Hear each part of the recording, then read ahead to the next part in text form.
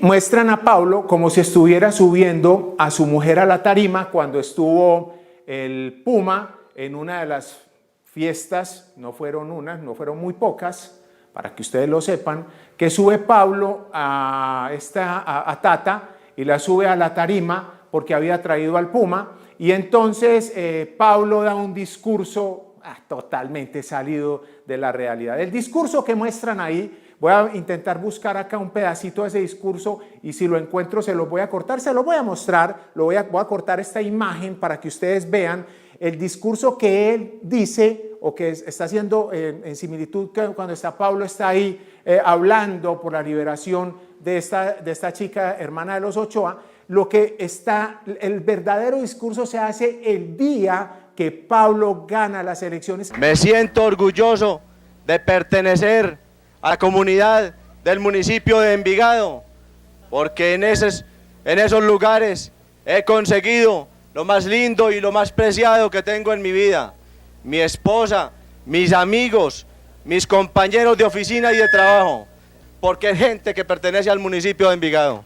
Muestran como si el Puma mandara llamar a Tata a la tarima para cantarle una canción dedicada a ella en ese momento. A ver, lo que no saben ahí o lo que no conocen los que escribieron este guión, y pues para eso estoy yo acá, para poderles contar a ustedes qué fue lo que pasó, verdaderamente a la que invitan a que se suba a la tarima, que nada tiene que ver en ese proceso que fue la liberación de la hermana de los Ochoa, invitan a Gloria Escobar. A Gloria Escobar es la que el Puma le lanza, por si el señor Puma nos está viendo para que recuerde, le lanza un ramillete de flores en homenaje a esa mujer preciosa que era la hermana de Pablo Escobar. En ese mismo momento es cuando Pablo le da un regalo espectacular al Puma, que esta semana estaremos contándoles a ustedes cuál fue, para que él también lo recuerde, así no se le olvide que sí estuvo al lado de Pablo Escobar haciendo procesos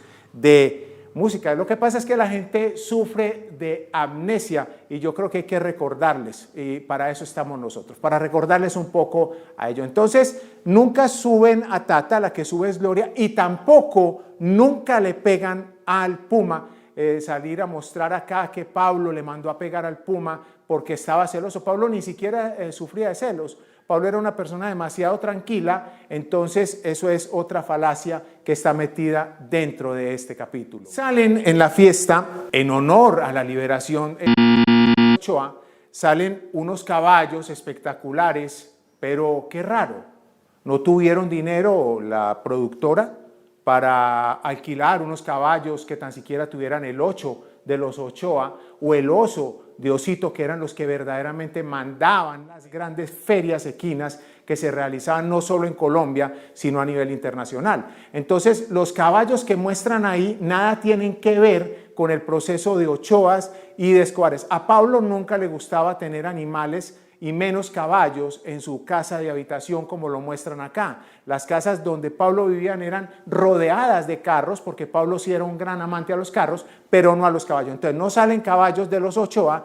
no salen caballos con el oso de los Escobar, entonces tampoco tenían nada que ver, y jamás tenía Pablo caballos dentro de la casa donde él vivía.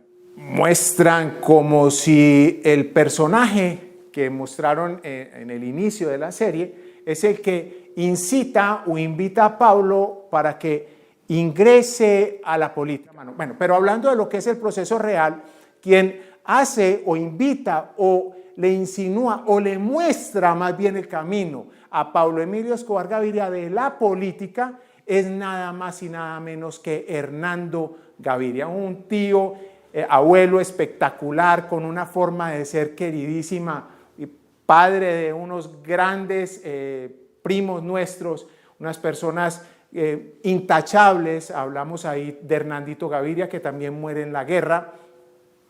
Pero Hernando era muy político y él es el que le muestra y el que enruta a Pablo. Ahí es donde mi abuela también sale a decirle a Pablo que no se meta a la política. Voy a colocarles más adelante un pequeño audio de una de mis tías abuelas que le dice a Pablo, Blanca se llama ella, o se llamaba porque murió hace muchos años, donde le dice a Pablo que no se meta en el mundo de la política. Aquí voy a cortar para que ustedes escuchen este audio que nadie conoce y hoy es primicia para ustedes, que son los que nos están viendo en el capítulo número 7. Esta es letra de Hermilda Gaviria, la madre de Pablo Escobar. Les habla Blanca, tía de Pablo. Le voy a hacer una súplica muy grande.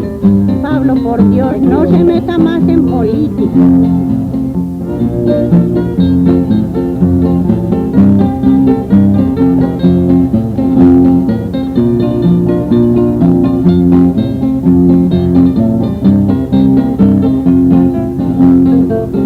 Como corren, corren, corren, como saltan, saltan, saltan, como corren muy alegres a votar. Como corren, corren, corren muy alegres a votar por el señor Pablo Escobar. Pablo bebiendo, falacia.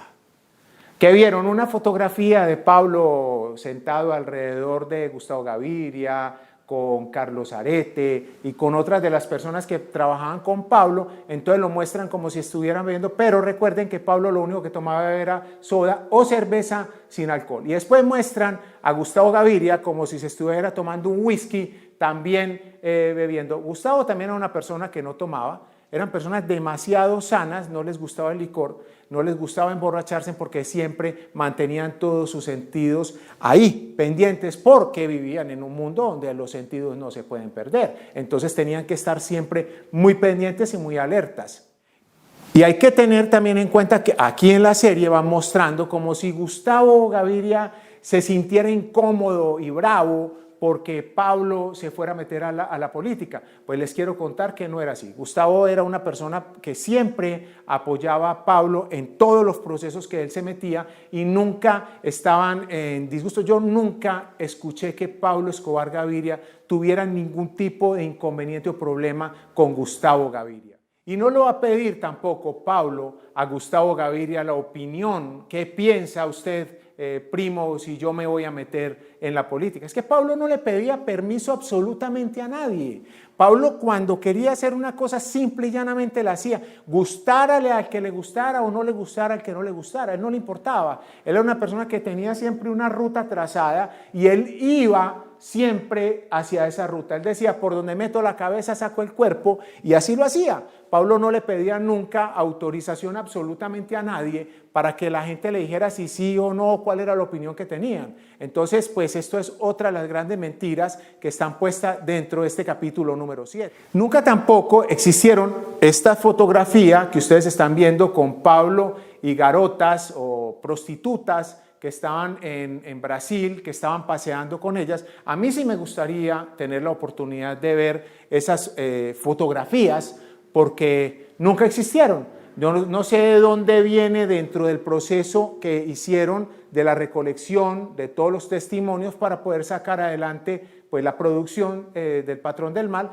que haya habido tan siquiera una oportunidad en que Pablo pues haya salido, tengan una fotografía con prostituta y menos con garotas, aunque sí sé que las trajeron cuando vino desde otras partes del mundo, venían políticos, que eso no quiero adelantarme en ese programa porque sé que más adelante se va a hablar sobre ese proyecto, pero cuando venían políticos sí mandaban a traer las garotas desde Brasil para poder acompañar a Pablo. Y muestran también a Pablo como si estuviera alegándole a mi abuela, porque mi abuela supuestamente no está contenta porque Pablo se va a meter o se va a lanzar a la política. Jamás Pablo iba y le pedía a mi abuela cuál era el consejo que le iba a dar porque él quería meterse en un proceso de política o porque quisiera hacer lo que quisiera hacer. Él nunca iba o no era de las personas que acostumbraba a sentarse a hablar con la familia y decirle a la familia a ver si la familia lo apoyaba o no lo apoyaba. Es que Pablo cuando decía voy para adelante, iba para adelante.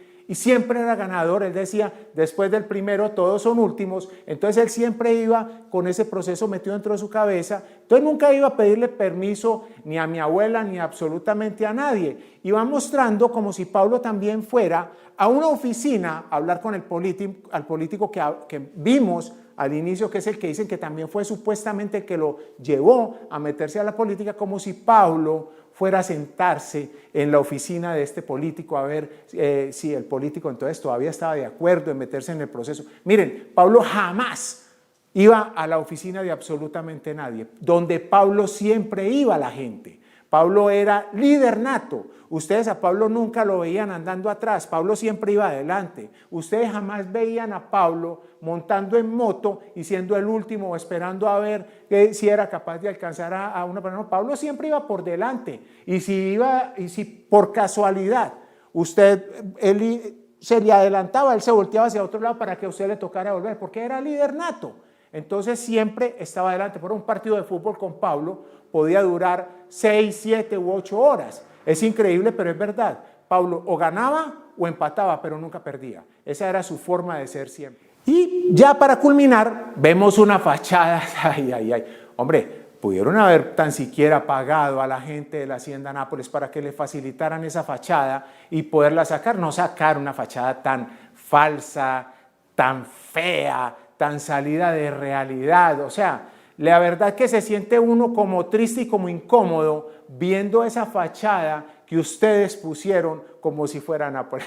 No tiene ni siquiera la opulencia que puso Pablo para poder marcar ese territorio de la mitad que existe entre Bogotá y Medellín, que es la Hacienda Nápoles, donde montó el zoológico para que todo el mundo pudiera ir a ver los animales sin tener que pagar absolutamente nadie. Aquí terminamos con el capítulo número 7, sin antes invitarlos para que nos acompañen al capítulo número 8 la próxima semana. Quiero mostrarles estas bellezas que nos acompañan hoy, lo mismo que esta que tengo yo puesta. Recuerden suscribirse para que les llegue cuando le den clic a la campanita, les llegue la información de que ya vamos a salir con nuestro nuevo capítulo o los diferentes videos que vamos montando. Recuerden que mi casa es su casa y recuerden que les deseo 1000 veces lo que ustedes me deseen a mí. Chao, chao y feliz resto de semana. Yo aprendí que la vida a veces se pierde y pocas veces se gana.